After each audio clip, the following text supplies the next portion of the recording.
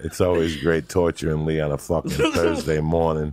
How are you, bad motherfuckers? I got in studio Carmen Boogaloo Morales. You're thinking to yourself, Joey, who the fuck? Don't worry about nothing. Don't ask no questions. First off, I hope your week is going great. It's a Thursday, you know what I'm saying?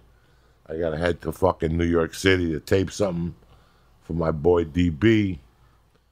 And Tip Top Magoo, I'm right back. The best thing about the trip is I get to go to meet Ari at Peter Luger's, and I'm excited because they got the best fucking steak in the country. And it's going to be early so I can digest it because I'm old. You don't want to eat meat late at night. Yeah, you can't eat meat and then lay down. No, let's say you get a heart attack, and then you jerk off, and that's it. Next thing you know, they find you with a rope around your neck and a belt. You're trying to jerk off like the singer from NXS. And they create a different narrative than what really happened. You just ate steak too late. Oh, I was gonna say, how does eating meat make you put a rope around your neck? It just makes you go crazy at night. It makes me fucking go crazy. You can't be that kind of a carnivore. Once that vodka gets in your brain, man, it'll fuck with you. I had no Carmen idea. Morales, a young comic. I met her at the store. Mm-hmm.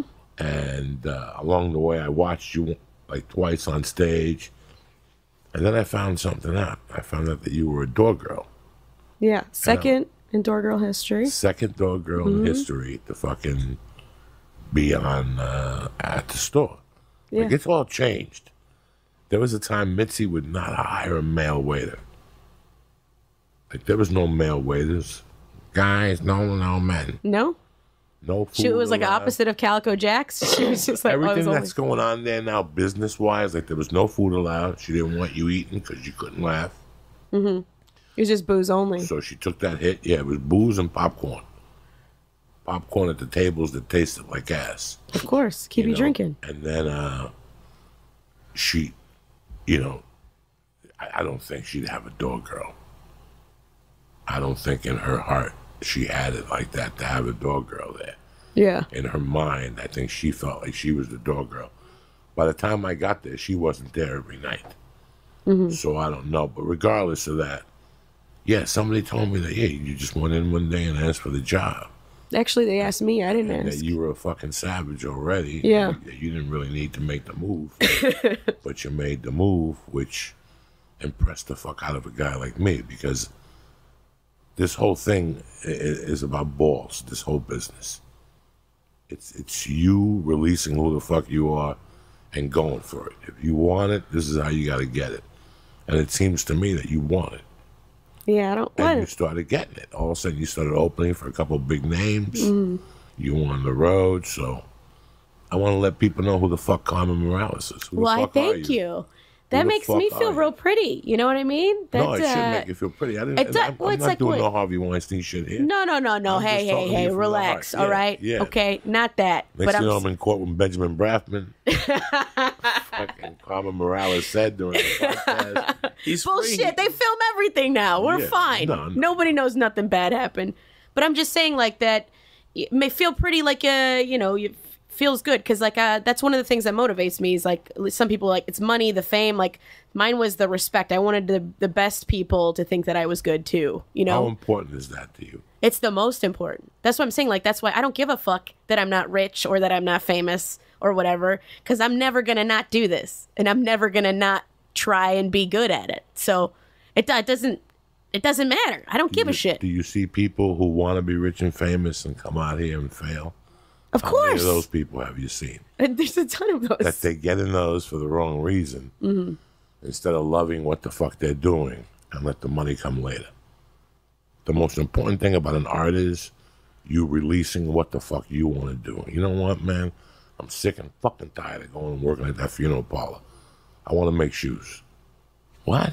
I actually thought we were recording at a funeral parlor because you're right next door to one, and I was right like, across the "Oh street. shit!" Right I see this across the hearse street. pull out, and I was like, "Is this where we're talking?" Every podcast has their stick now. So, what? Because I told you when you came in that I just finished a year. Like, what was your process like for trying to get people to bring you on the road? Because you've been doing it for a while. I grew up in a different time. Like I'm old enough in comedy. I grew up and that wasn't a thing. You had to just do it yourself. I knew guys that worked the road. Can I interrupt you for a second? Yeah, sure. That was a horrific question. I'm sorry. Because you, at a year, are not looking for anybody to bring you on. Oh the no, road. I know. I was just saying, You like, for at young your comics. level should be getting ready to get on buses and do feature work all around Texas. But But You that's did what I'm that saying. first. I don't- These kids they don't don't think they know. won't. They don't know. They don't go out and feature. You don't have to nobody's have gonna somebody out. bring Nobody's you. gonna bring you on the road. Oh, okay. You have to go out there now for 2 or 3 years and bang it out. Okay. Bang it out. So you go and get feature gigs separate of the headliner, or you just go and get? Yeah, you can just go ask them for Yeah. feature work. Okay. See, I don't. That's why I asked the you question. Go to I don't clubs. You have to go to clubs. know. I'm not ready to When even you feature. go, I'm just when looking you for go hosting. to a club with me and I take you, you have to build a relationship. It's not. That's why I always say to you, tip. Shut your fucking mouth. Don't ask for tea. You know, don't do grab this. nobody's ass. Don't grab nobody. There's certain things you got to do. That's a protocol. How do I know? Because I did them and I failed at something.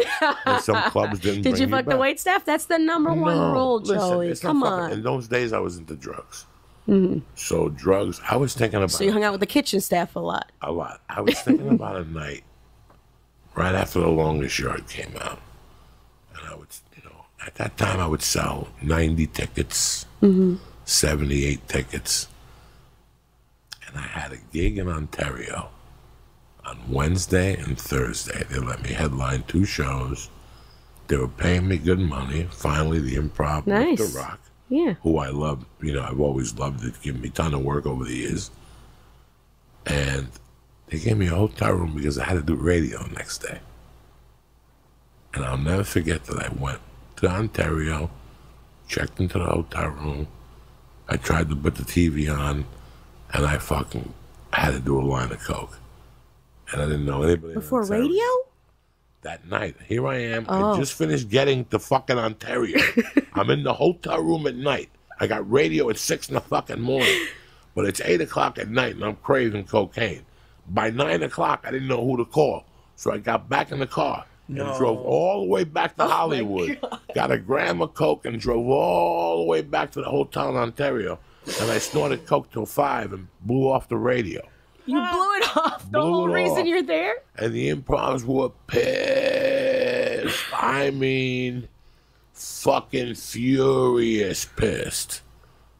Like, that was the last time they even took my calls for like a year. Oh, wow. Holy shit. Like, that type of shit I used to do. Like, that was mine. This is 2006, 2005, when I was just out of my rocker. But that's the thing is it's because of comics like you guys that fuck everything up, and then we end up with no hotel room or no, we don't let comics drink anymore because they get all fucked up and but don't do it. I never fucked up a hotel room. And I never did drinking at the bar. You never drank after the shows? No, there was only 2 clubs in the country where I hung out at the bar. The Houston Last Stop and the Miami Improv. The other clubs I went to, like I went to Miami, and it was a fucking party every night. Coconut Grove. And then I went to Cleveland. And they couldn't wait to get rid of the customers. We're going in like fucking Marines, you understand me? Welcome to church, motherfucker.